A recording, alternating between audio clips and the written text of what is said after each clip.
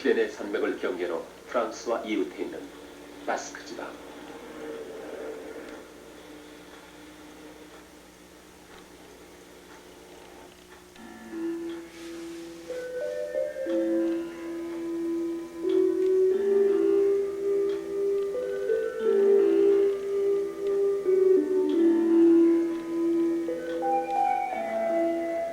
아늑하고 평화로워 보이는 이곳 게르니카는 남다른 비극의 역사를 지니고 있다. 1937년 4월 26일 스페인 공화정을 반대하는 프랑코의 쿠데타가 발생하자 나치 독일이 그를 지원하고 나섰던 것이다. 그들은 이 작고 조용한 마을에 무차별 공습을 가했다.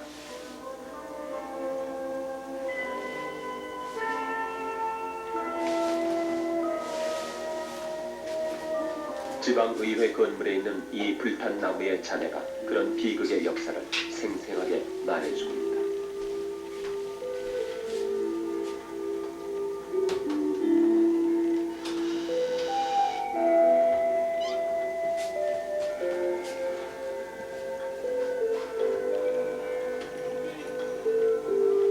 이것을 배경으로 그려져 정치와 예술의 논쟁을 불러일으켰던 피카소의 게르니카는 이곳 프라도 미술관에 보관되어 있다.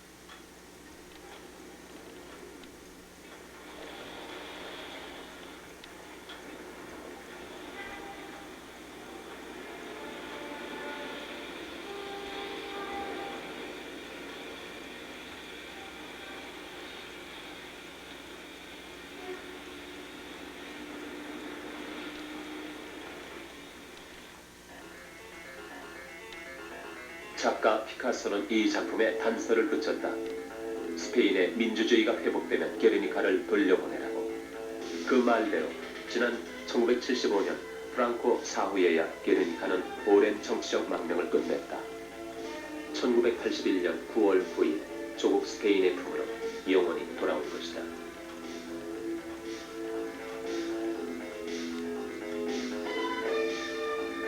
현대 미술 전시실에서 방탄유리의 보호를 받고 있는 게르니카. 이것은 1937년 당시 파리 만국박람회의 스페인관 벽화로 제작됐다. 울부짖는 말, 죽은 병사, 우는 여인, 무채색의 담백한 색조 아래 독재 세력의 잔인한 사육에 대한 저항과 분노를 표명한 게르니카. 예술적으로 승화된 이 역사의 한 장면은 지금도 인류사의 모든 폭력에 대해 부단한 항의의 메시지를 던지고 있는 것이다.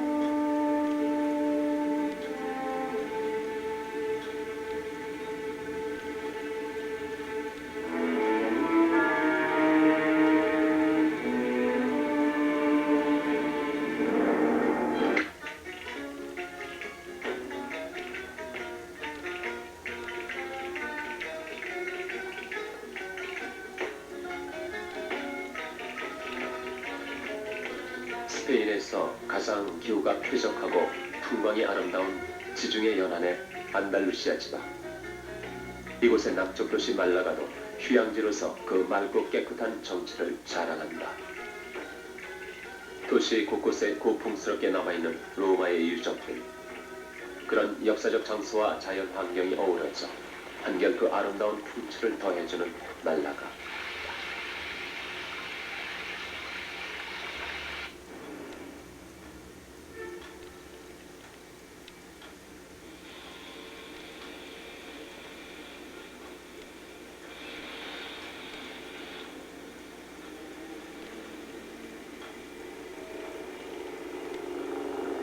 이 도시가 20세기의 대표적 예술가, 현대 미술의 혁명가, 큐비즘의 창시자 등 수많은 찬사를 한몸에 받은 피카소의 고향이다. 말라가 시민광장 부근의 이 아파트에서 피카소는 1881년 10월 25일 출생했다.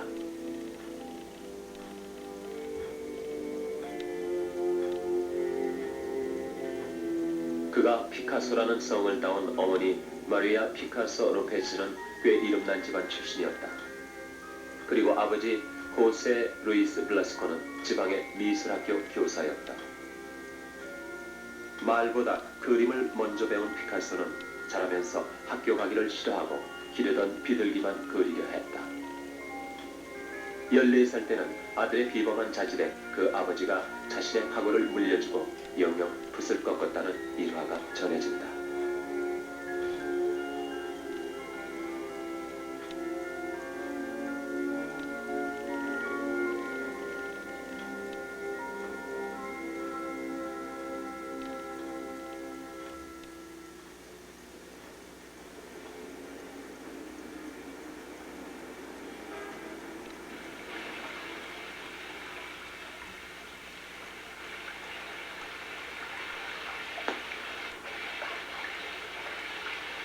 스페인의 수도 마드리드. 1897년 피카소는 이곳으로 미술 유학의 길에 들었다. 스페인의 상징이라고 할 수 있는 돈키호테와 산초와 세르반테스.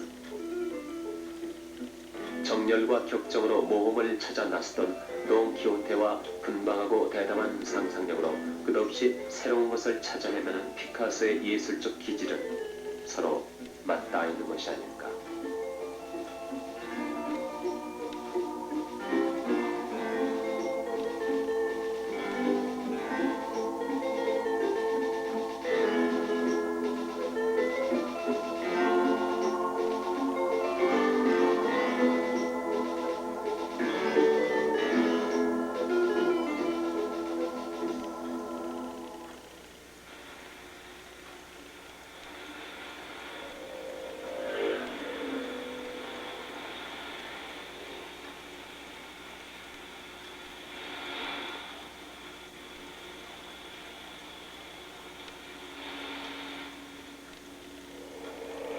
이곳 마드리드의 산 페르난도 국립예술원에 입학했던 피카소는 고루하고 진부한 수업에 만족할 수 없었다. 그는 자주 수업을 빼먹고 자신의 시간과 열정을 미술관과 박물관에 투자했다.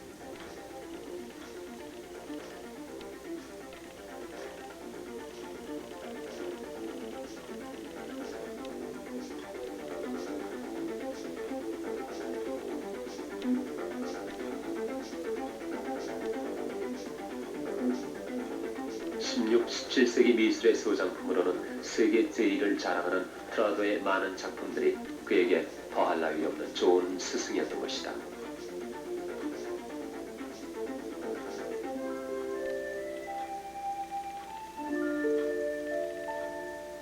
숨쉬고 말하는 듯한 벨라스케스의 작품들.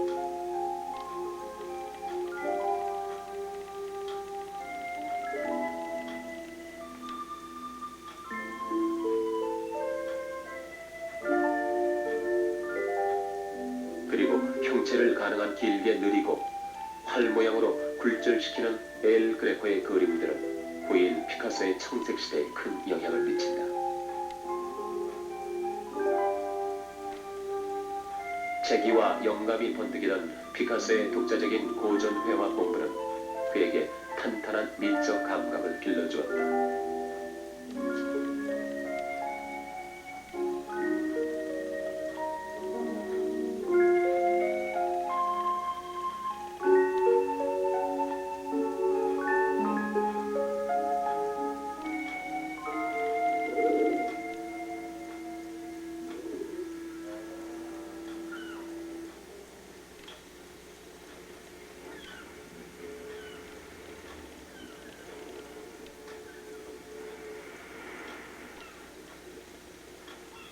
(1899년) 피카소는 아버지의 새 부임지 바르셀로나로 돌아왔다.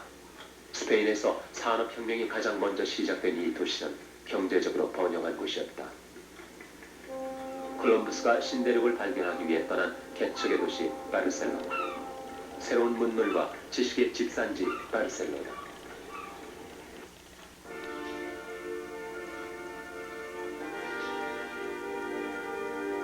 1882년 건축되기 시작해서 100년 동안이나 짓고 또 앞으로 100년 동안 지어나갈 이 성가족 성당에서 우리는 이곳의 예술적 풍토를 짐작해 볼 수 있다. 이 도시는 예리하고 편견 없는 눈과 마음으로 세상을 보던 피카소에게 커다란 활력을 주었다.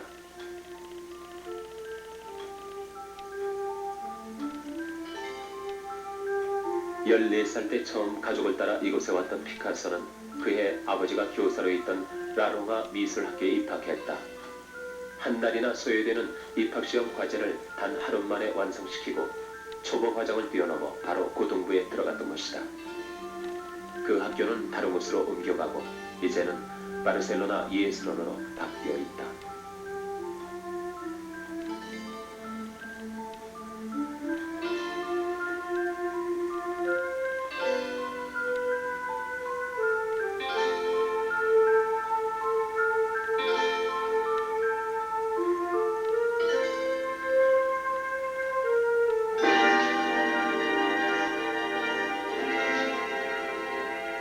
무엇에 쓰던 기초와 작업이 필요하듯 피카소도 자기 재능을 연마하던 이 학창시절에 전통적인 화법을 충분히 익혔다. 그것이 새로운 조형 질서를 찾는 그의 유연한 상상력에 힘입어 부일 독자적인 예술 세계를 차례로 탄생시키게 된다.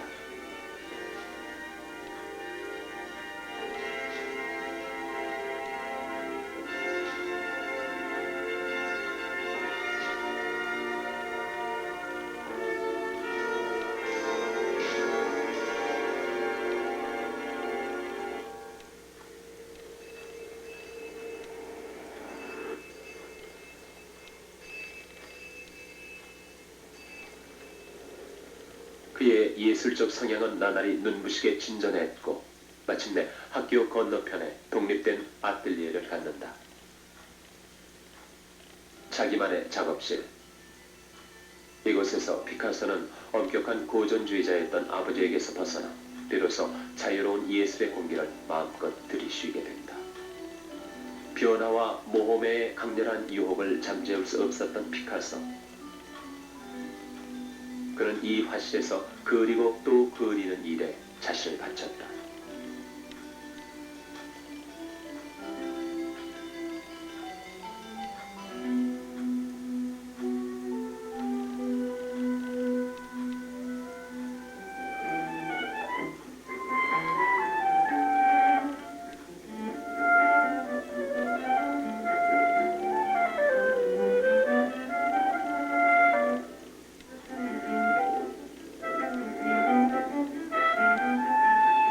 피카소는 이곳에서 시인, 음악가 등과 교류하며 그의 예술의 폭을 넓혀갔다. 파리의 검은 고양이를 모방해 만든 카페 포켓스. 여기서 그들은 자주 만나 정치와 예술과 문학에 대해 토론했다. 전통과 형식에 얽매이기 싫어하는 그들은 파리 예술가들의 비판적인 양식에 동조했다. 이런 모임은 창작의 에너지를 축적하고 있던 피카소에게 새로운 방향을 제시해 주었다.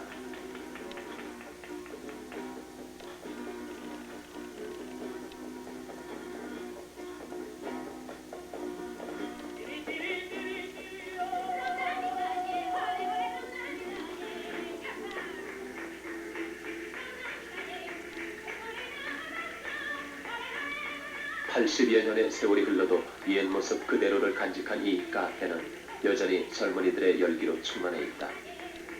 그들의 선배들이 그래왔던 것처럼 인생과 예술에 대해 젊은 대화를 나누는 것이다.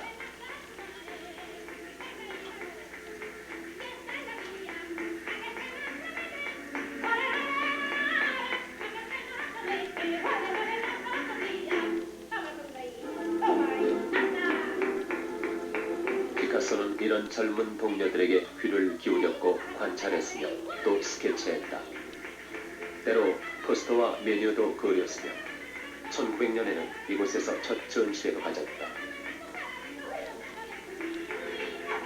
헤르로뮤, 산티아고 루시뇨, 라몬 카사조, 미구엘 위트릴로, 이들과 함께 피카소는 새로운 예술의 변혁을 시도한 것이다.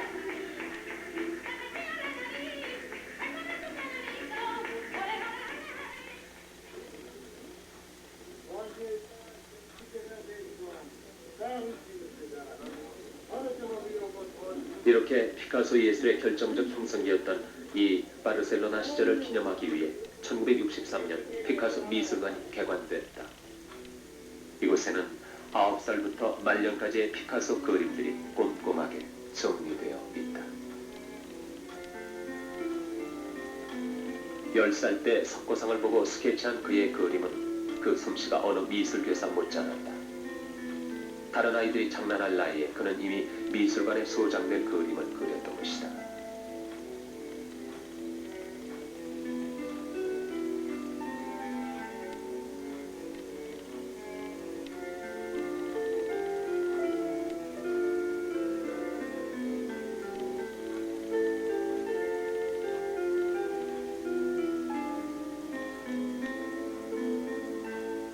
아버지로부터 화구를 물려받고 정규적인 나이가 되지 않았음에도 입학시험에 통과했던 피카소.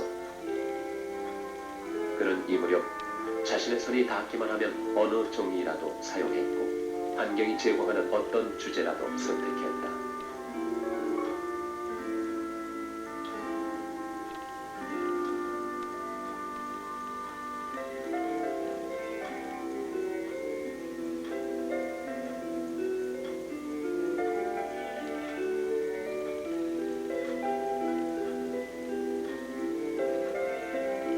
후일 피카소는 대단히 자기중심적인 예술을 추구했지만 이런 고전주의의 정통적인 기법을 연마한 수업 시절이 있었기에 그것들이 보편적 가치를 획득하게 된다.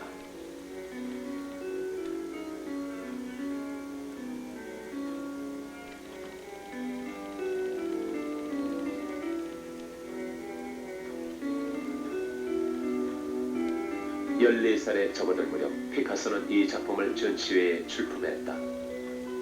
그의 여동생이 모델인 이 그림에는 엄격한 고전주의자였던 아버지의 예술적 취향이 많이 배어있다.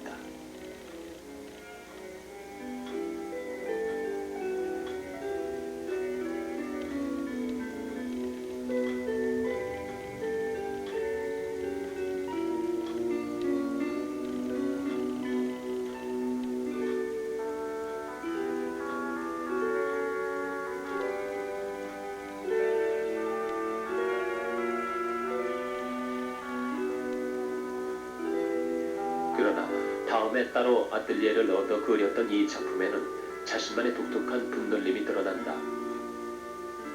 이미 생략과 함축의 기법을 터득한 이 그림이 마드리드 국전에 보내졌을 때 찬사와 함께 그에게 최초의 영예를 안겨주었다. 국전에서 차석, 말라가 공모전에서 금상을 받은 것이다.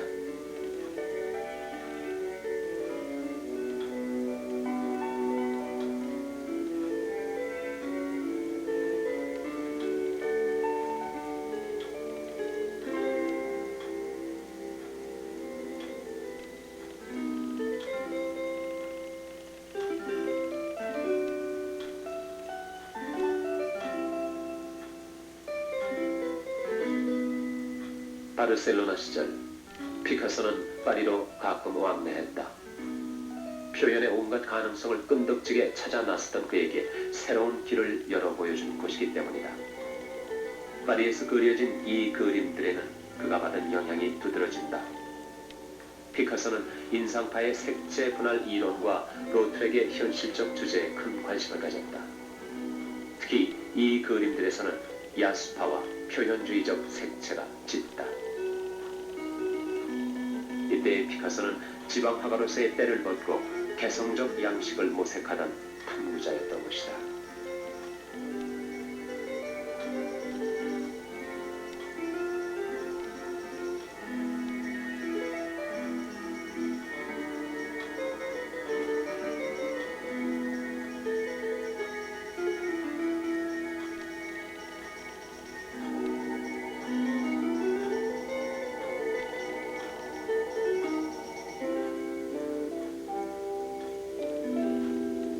이런 탐구의 시기를 거쳐 피카소는 드디어 자신의 독자적인 표현 양식을 발견하게 된다.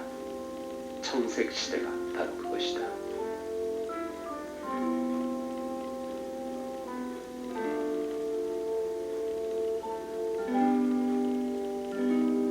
청색을 피카소는 이렇게 말한다. 세계에서 최고의 것, 온갖 색 중의 색, 그것은 푸른 파랑이라고. 세상과 삶의 새로운 모습에 눈뜨기 시작한 그에게 적합한 색이 바로 청색이었다. 피카소는 우울하고 가라앉은 푸른 색조로 인생의 비애를 서정적으로 그려나갔다. 피카소의 예술적 표현에 있어서 청색 시대는 가장 중요한 전환기의 하나라고 할 수 있습니다. 청색 시대는 1901년 파리에서 시작해서 1904년 이곳 바르셀로나에서 끝나게 되죠. 이 청색은 기술적인 면에서 볼 때 다른 색들보다 이미지의 표현에서 조화를 잘 이룰 수 있는 색채입니다. 그러나 보다 중요한 것은 이 청색이 피카소에게 있어서는 하나의 상징이라는 점입니다. 천대받는 자들이나 가난한 사람들이 이때 주인공들인데요. 바로 이 청색을 사용해서 그들의 세계를 표현한 것이죠. 그런데 이 청색으로 표현한 세계가 그들과의 직접적인 접촉의 체험이라기보다는 당시 프랑스에서 유행하던 상징주의 문학과 깊은 관련이 있어요. 상징주의적 방식을 그림에 도입해서 보다 전위적인 입장을 취하기 위한 것이었죠. 이때 피카소는 이곳 바르셀로나에서 화가 이시드로 노넬과 친하게 지냅니다. 노넬은 피카소의 친구이면서 또 피카소가 아주 존경했던 화가입니다. 그의 그림의 소재도 대체로 집시나 하층 계급의 사람들이었습니다. 또 그때 파리에 잠시 함께 있었던 친구 카사헤마스의 자살도 그의 청색시대의 주제의 한 계기를 만들어주게 된 것이죠. 여기 미술관에 소장되어 있는 청색시대 작품 중에 대표적인 것은 이 버림받은 자들이라는 작품입니다. 1903년에 그려진 것인데요. 여기에서는 청색과 검정색이 조화를 이루고 있지만 전체적으로는 청색이 주조를 띠고 있는 작품입니다. 이 그림의 색채에서 우리는 엘 그레코의 영향을 짐작해 볼 수가 있습니다. 또 이 초원이라는 작품은요, 거의 엘 그레코의 그림이 아닌가 할 정도로 그와 유사한 주제의식을 보여주고 있습니다. 전체적으로 볼 때 이 청색 시대의 작품들은 어떤 면에서 보면 지나치게 감상적이기도 하고 퇴폐적인 측면도 있습니다. 그러나 피카소가 지닌 조형가로서의 능력이 그 약점을 보완해주고 있는 것이죠.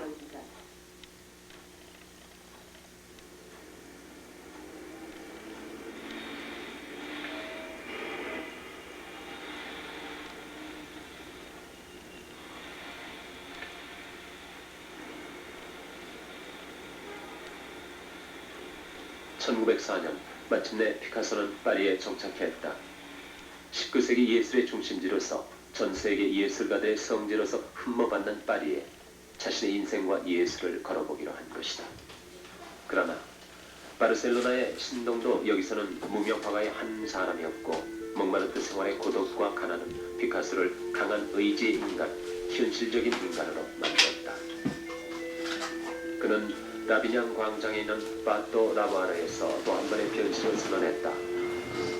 파또 라바르는 예술의 열정 때문에 모여드는 젊은이들로 늘 떠들썩했다. 당시 피카소가 만났던 시인 아폴리네르, 막스 자콥을 비롯 낯익은 이름들이 20세기 예술의 교두보였던 이곳의 역사를 보여준다. 피카소를 선두주자로 한 큐비즘의 산실답게 아비뇽의 처녀가 방문객들을 맞이한다. 1907년 살롱 도톤에서는 세잔네의 대회고정이 열렸다. 이 전시회는 젊은 화가들에게 대단한 반향을 불러일으켰으며 특히 피카소에게 결정적인 영향을 주었다. 세잔네는 화면의 평면성을 벗어나 입체감과 깊이가 있는 그림을 그리고 싶어 했다. 세잔네의 이런 시각과 화면에 조각적 입체감을 도입하려는 피카소의 의욕이 만나 마침내 큐비즘의 전주곡이 울려 퍼지게 된 것이다. 피카소는 이곳 세탁선 아틀리에에서 1904년부터 12년까지 8년 동안 살았습니다. 세탁선이라는 이름은 피카소의 친구이면서 또 여기에서 잠시 기거했던 시인 막스 자콥이 붙인 별명이죠. 이 장소는 1900년대 초기 파리의 문화계에서는 아주 중요한 장소였습니다.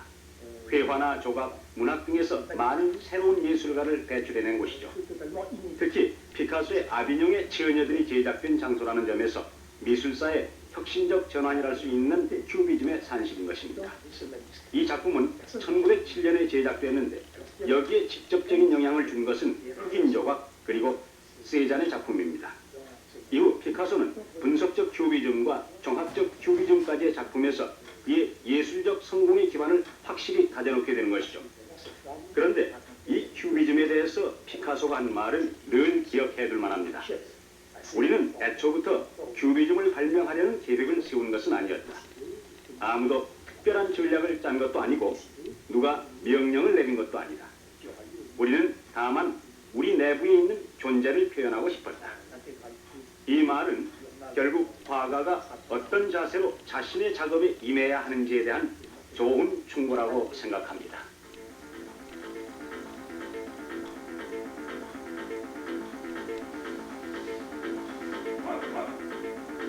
큐비즘이라는 이 거대한 혁명은 피카소와 조르주 브라크와의 정신적 예술적 결혼에 힘입어 성취됐다.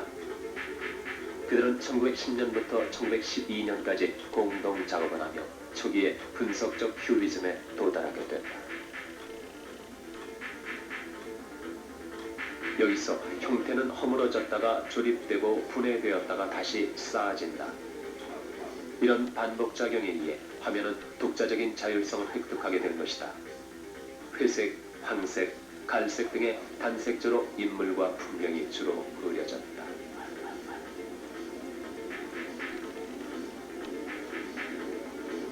이 무렵 피카소는 또 한 번 모험을 시도해서 더욱 대담하고 환상적인 화면을 추구한다. 신문지, 헝겊, 담뱃갑 등을 화면에 꺼리낌 없이 끌어들여 새로운 의미와 형태를 부여하는 꼴라주가 그것이다.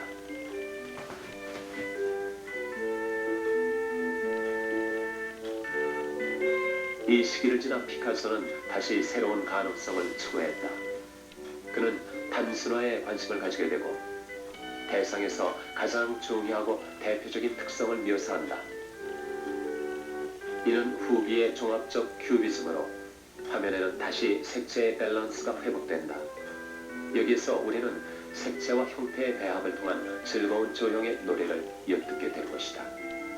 이처럼 큐비즘을 통해 근대 회화의 새로운 한 페이지를 장식한 피카소. 그는 이제 주제와 의도에 따라 표현 방법을 달리하는 예술가로서 최고의 자유를 획득하게 되는 경지에 이른다.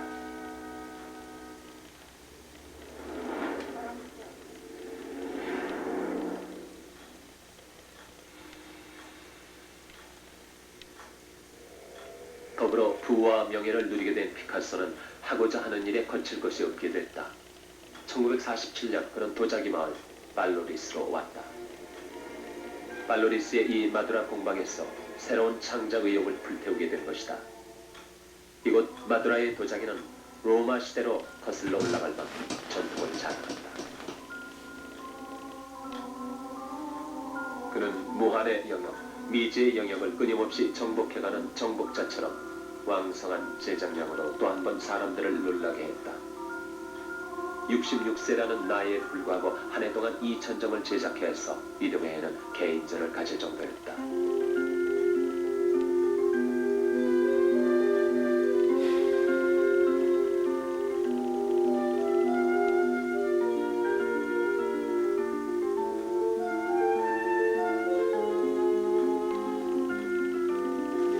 이 마두라 공방을 거쳐간 많은 작가들의 작품과 함께 피카소의 손길이 닿은 작품도 이곳에 남아있다. 피카소는 전문 도공들도 감탄할 만큼 풍부한 상상력으로 참신한 기술을 고안해내곤 했다. 도공들이 만들어 버린 그릇들도 그의 손에 닿기만 하면 어느새 올빼미, 소, 새 등으로 변했다.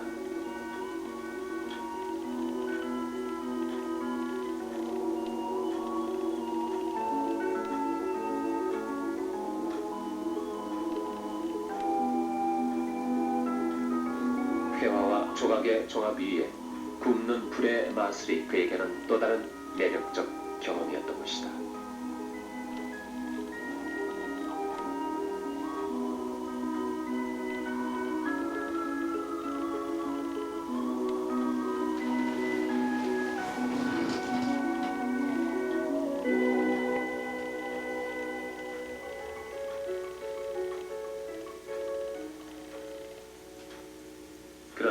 역시 가장 매혹적인 경험은 사랑이었던 것일까?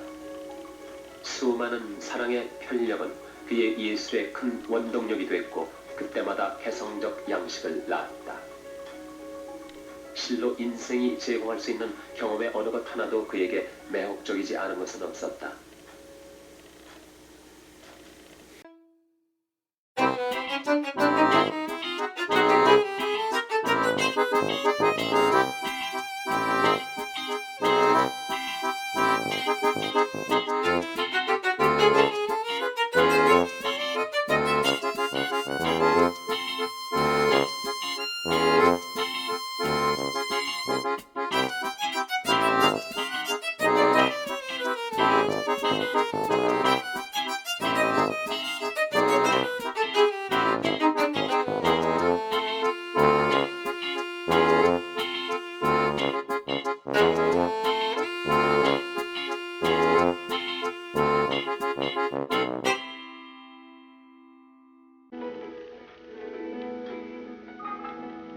피카소는 자신의 삶의 한복판을 꿰뚫고 흐르는 미적 충동에 충실하기 위해 고뇌했다.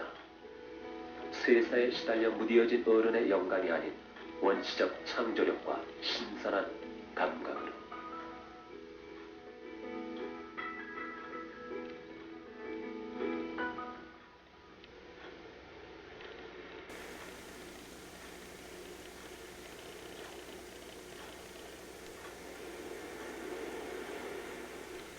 이 차 대전 후 피카소는 남부의 앙티브에 잠시 머무른다. 니스에서 30분쯤 걸리는 이곳은 눈부시게 찬란한 태양과 감미로운 바람, 그리고 푸르게 출렁이는 해변의 휴양도시다.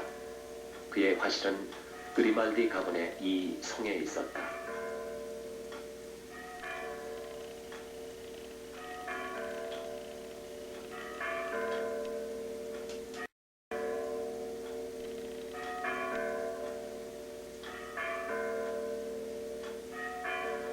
그는 지금 피카소 미술관으로 개조된 이곳에서의 작품을 밖으로 반출시키지 않도록 했다. 그 말대로 고스란히 보존된 작품들이 오래된 성의 아름다움과 함께 어우러진다. 비록 그는 가고 없지만 60대 화가의 삶과 예술이 피어올린 은결체들은 생생하게 우리 앞으로 다가선다.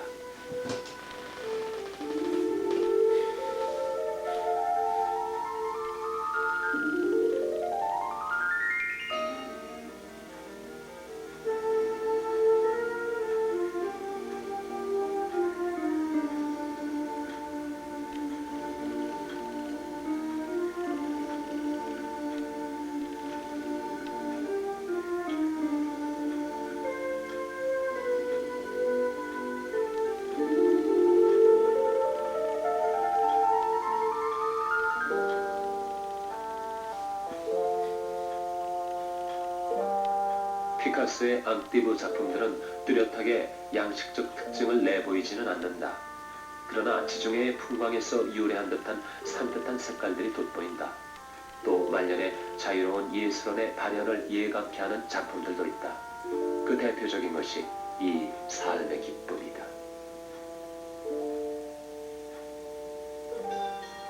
전쟁으로 시달린 몸과 마음을 회복하고 늦은 나이에 아들을 얻은 피카소의 여유가 빚어낸 작품. 자유와 평화를 만끽한 그는 화면에 그리스의 신화를 도입한다. 목가적인 이 그림에는 반인 반수의 목신이 부는 피리 소리가 들려오는 듯하다.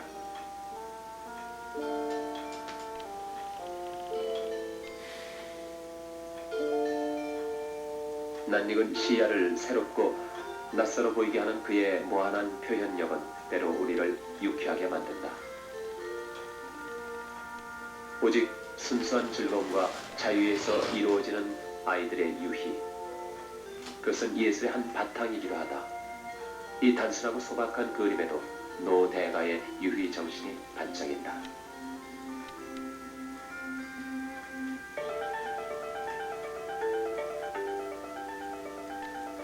모든 사람들이 예술을 이해하고자 한다. 하지만 왜 새의 노래는 이해하려 하지 않는가? 피카소는 자신의 작품을 이해하고 설명하려는 사람들에게 이렇게 응수했다. 새의 노래와 같이 샘솟는 그의 이미지는 늙음도 극복할 수 있는 것이었을까.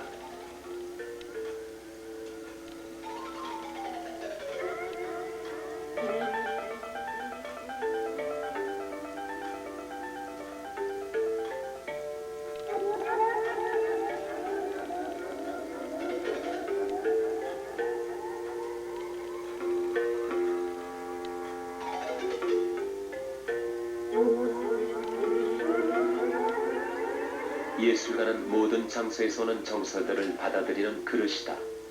감각은 하늘로부터 땅으로부터 종이 조각으로부터 바삐 지나가는 인간으로부터 도처에서 찾아온다.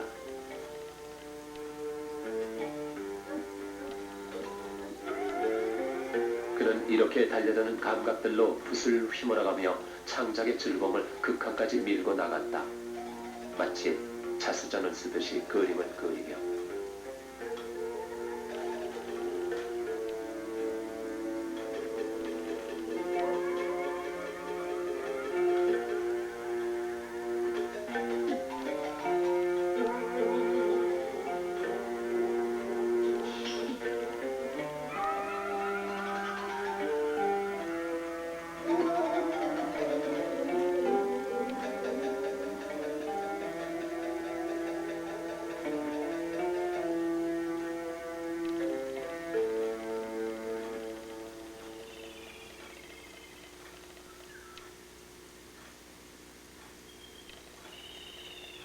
이처럼 예술적 성취 속에 자신의 인생을 바쳤던 파블로 루이스 피카소. 그는 1973년 사망했다. 세잔느가 자주 그렸던 생 빅토르 산을 배경으로 서 있는 액상 프로방스의 보브나르그 성. 그는 한 세기에 가까운 92세의 일생을 마감하고 자신의 별장이었던 이곳에 묻혔다. 그의 묘지는 한 번도 공개된 적이 없었다. 아마 그는 자신의 작품으로 우리에게 말하려고 하는 것인지도 모른다.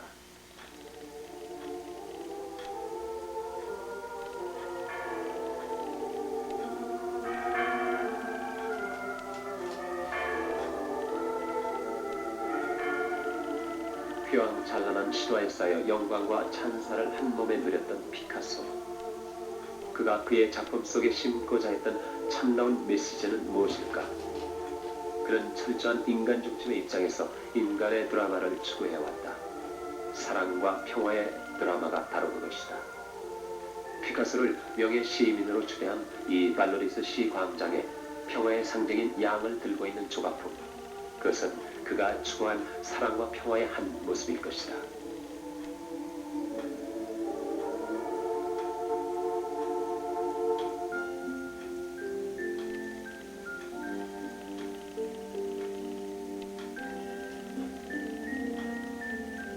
심오한 휴머니스트로서의 피카소가 인간 조건을 예술로 언급한 유언장인 최후의 대작도 여기 발로리스 국립박물관에 있다.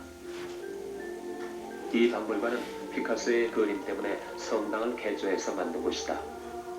이곳은 그의 그림 제목을 따 전쟁과 평화의 성당이라고 불리워졌다. 차가운 돌의 숨결이 그 오랜 역사를 말해주는 듯한 이곳에 그의 대작 전쟁과 평화가 있다.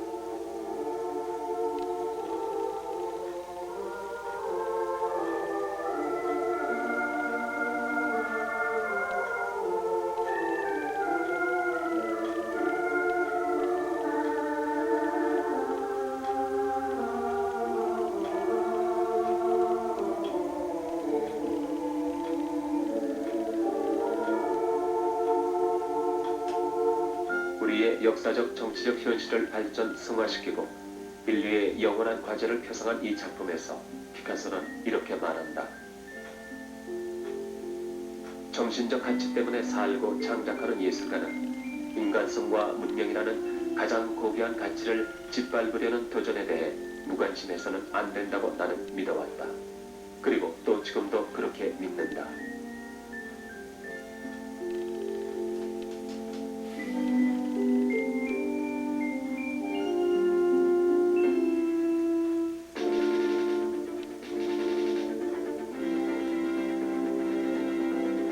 그가 바랐던 최고의 선은 인류의 행복이었다. 그 행복이 전쟁과 폭력의 야만성에 의해 짓밟히고 파괴되는 현실. 그것에 대한 당당한 고발장이 바로 이 전쟁과 평화이다.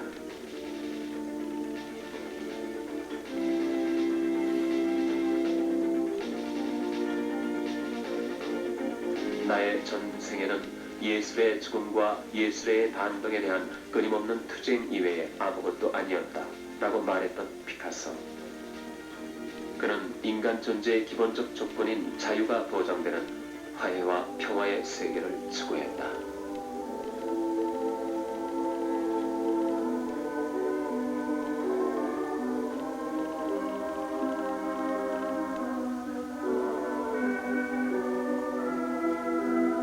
인간의 건강한 노동과 대지의 푸근한 생명력이 포옹하여 마침내 평화가 세상을 아우를 때